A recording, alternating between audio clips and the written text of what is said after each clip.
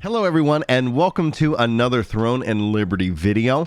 This is going to be filed under MMO discussion because while we're seeing leaks continue to drop about this game, it's kind of hard to separate facts from fiction really at this point, so I don't want to sit here and come in and say this is absolutely everything that you're going to know. But if you guys have seen different little Reddit posts have popped up, and it's kind of my goal of this video is to take these items, these things that you might not know, and kind of discuss it, give my software developer perspective on the topic, and just basically hopefully have a fun freaking good time talking about these video games as we wait for more and more news to officially drop. So I've got some more Throne and Liberty videos planned, as well as some already Throne and Liberty videos ready for you to go and watch after this one. If you're looking for more Throne and Liberty content, that should pretty much have you covered, but let's go ahead and dive in. Hello everyone, and welcome to the channel. My name's Brian.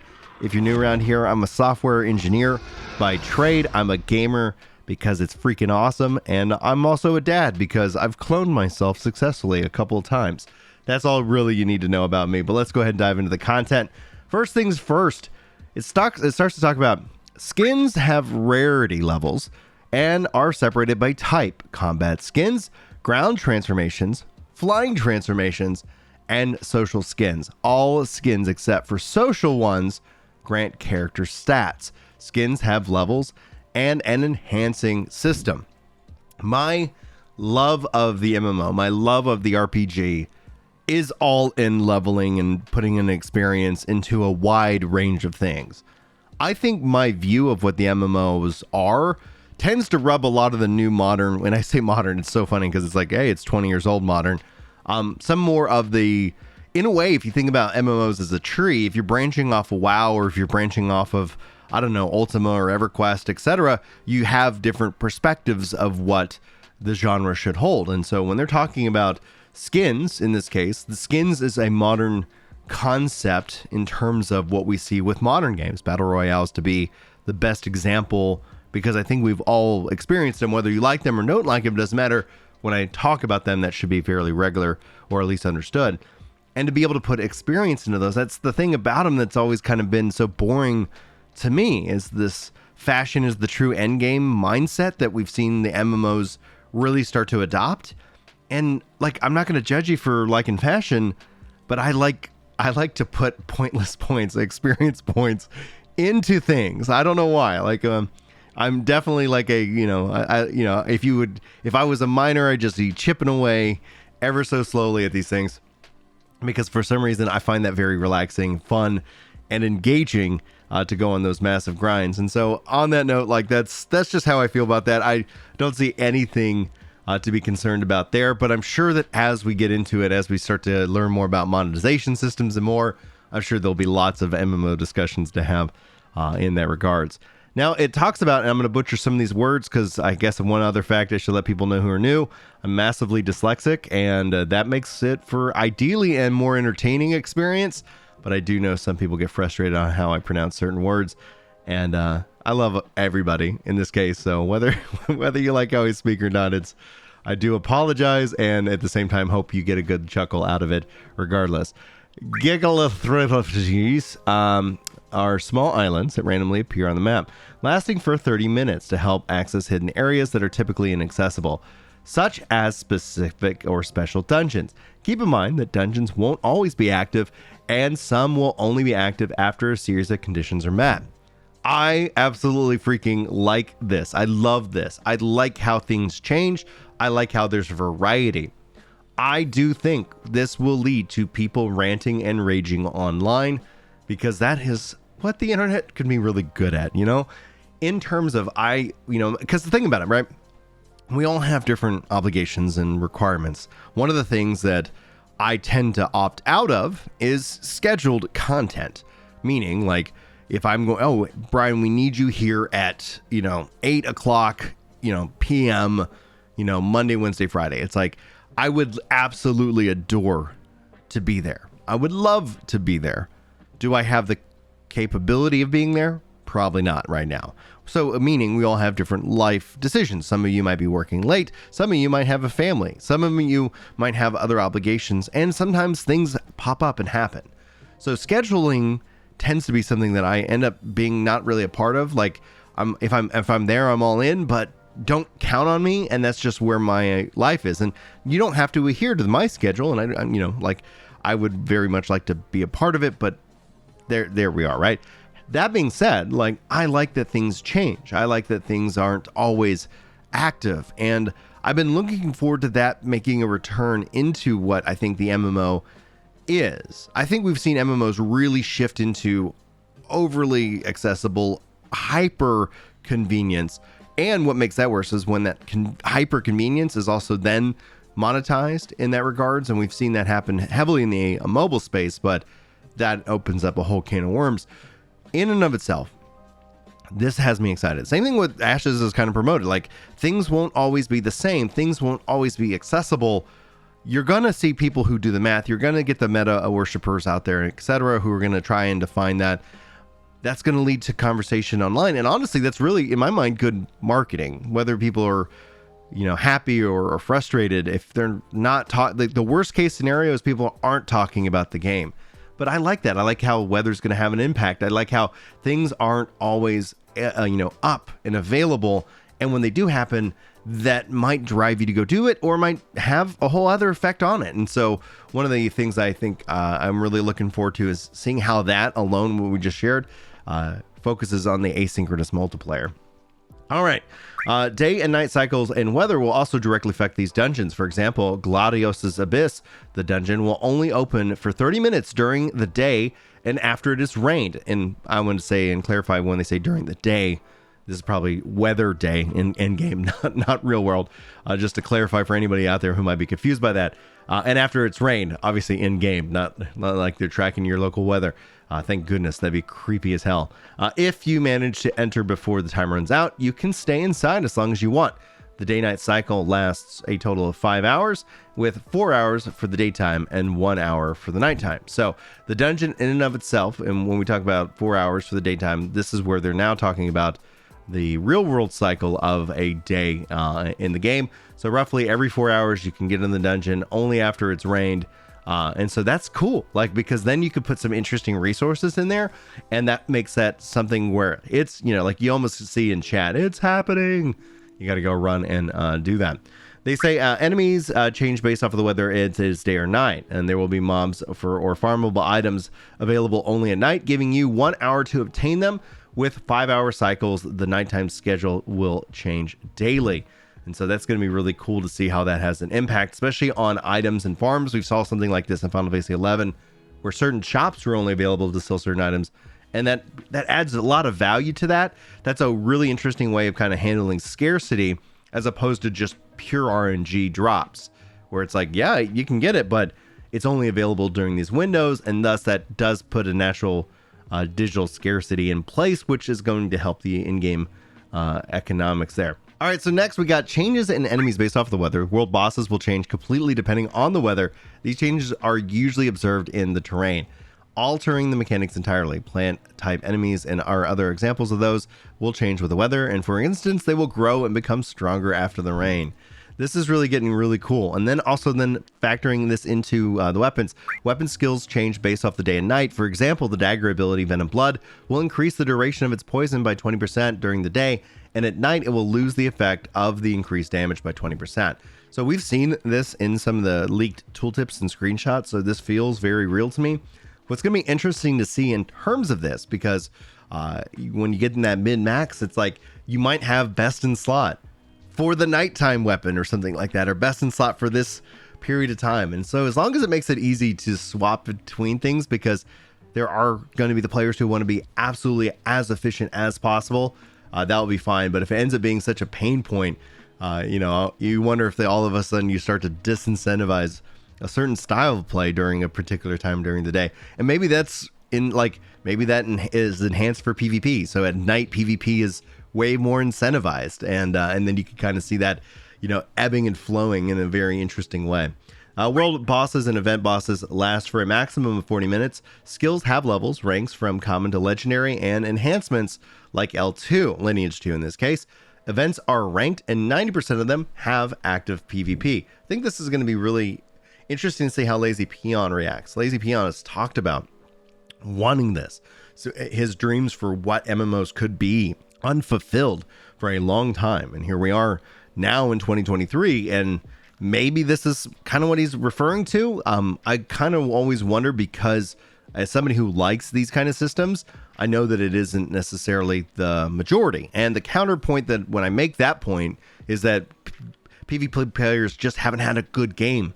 And they could be right. I'm not going to discount their argument, because they could absolutely be right. But that game, like, hopefully that game isn't just a theory. Hopefully that game isn't a utopia that just doesn't exist. And that's one of the curses of the MMO genre right now.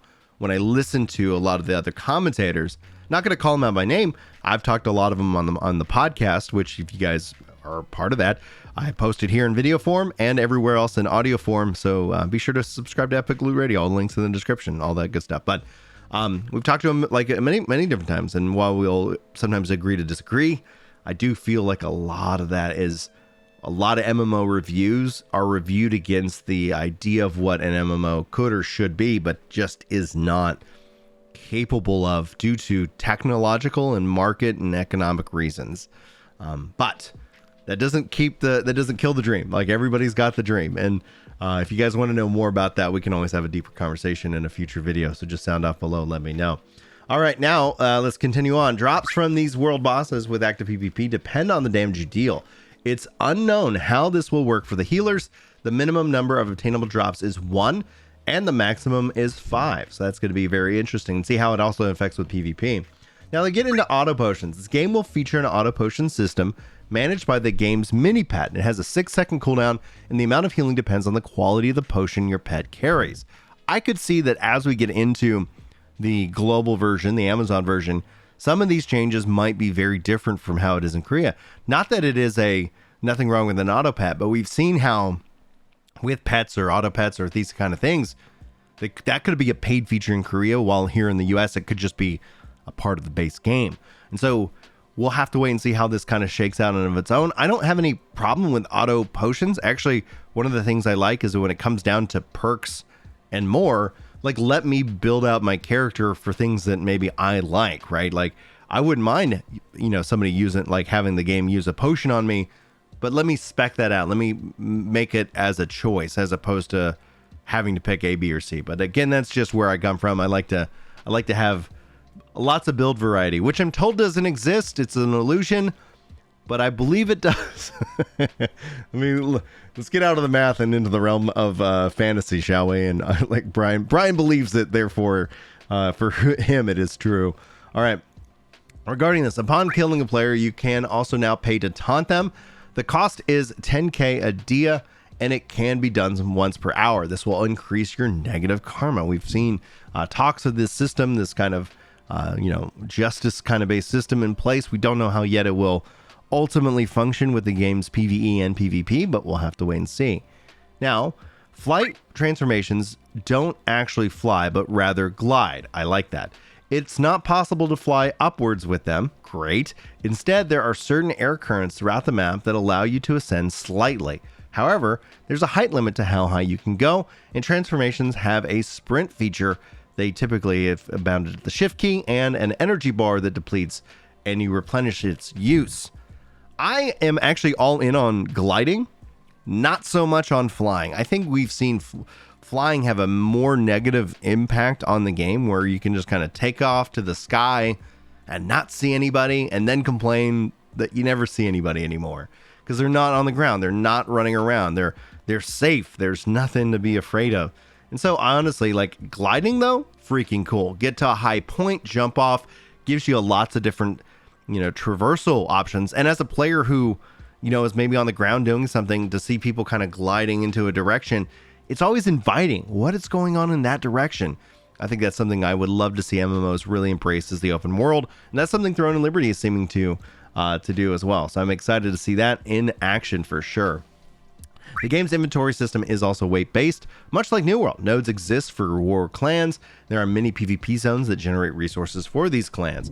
I'm kind of in on a weight-based system, especially as you can kind of then increase it. But yeah, I got really nothing to add on that aspect. We've seen that in different screenshots and more. Clan leaders who control a castle can use two special abilities that affect an entire server. The first is a solar eclipse, and the second is a storm. These effects last 10 minutes and can be used up to 2 times per day. Then we got some storm effects also have to be used during these sieges. Flooding and the sewers will prevent enemies from entering the castle through them. I love how dynamic the maps seem to be, or at least being kind of presented here. Then professionals also are basic and focused on gathering, crafting, and managed by NPCs, and has a chance percentage. Crafted items can be upgraded from +1 to +12 with safe upgrades up to level 6, meaning the weapon armor won't break during the upgrade attempts.